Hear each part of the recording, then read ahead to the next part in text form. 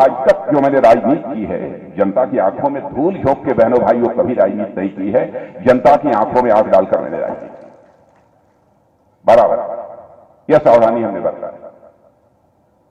हम जो कहते हैं वह करते हैं।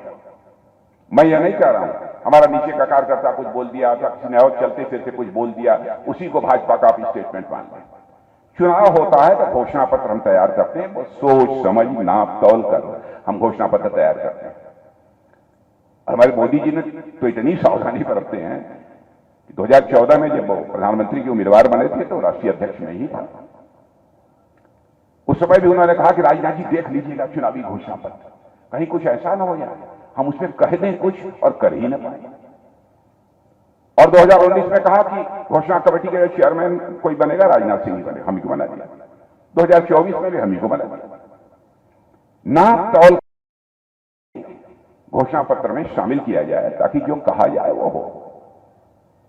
अब मैं याद दिलाना चाहता हूं 1984 में फिर लगातार हम लोग अपने घोषणा पत्र में भाजपा ये कहती चली आ रही है कि हमारी सरकार बनेगी, संसद के दोनों सदनों में बहुमत मिलेगा, तो अयोध्या की धरती पर भव्य राम का मंदिर बनने से दुनिया की हमें कोई ताकत रोक नहीं पाएगी। बहनों भाइयों, आपने देखा कि आपने संसद के दोनों सदनों में बहुमत दे दिया, हुआ है अदालत के फैसले से, लेकिन अवसर हमको मिला है, अवसर हम लोगों को मिला है कि अयोध्या की धरती पर आज भव्य राम का मंदिर बनकर खड़ा हो गया। मर्यादा पुरुषोत्तम भगवान राम अपनी झोपड़ी से निकलकर अपने महल में स्थापित हो चुके हैं। बहने भाइयों, मुझे तो ऐसा लगता है कि भारत में अब राम राज्य आने का यह शुभ संकेत है। राम राज्य हम कहते किसे, जब लोगों के अंदर अधिकार बोध के बजाय कर्तव्य बोध यह ज्यादा पैदा हो। और आपने देखा कि सारा संकट रामायण काल में भी खड़ा हुआ था कैकेयी के कारण ही ना, क्योंकि उनके अंदर अधिकार बोध ज्यादा पैदा हो गया था, कर्तव्य बोध नहीं था। शेष लोगों ने अपने कर्तव्य का ही निर्वाह किया था। मुझे ऐसा लगता है हम लोगों ने कहा था धारा 370 समाप्त कर देंगे, चुटकी बजाकर समाप्त कर दिया। अब ट्रिपल तलाक, लोग कहते हैं साहब भाजपा वाले हिंदू मुसलमान की बात करते हैं।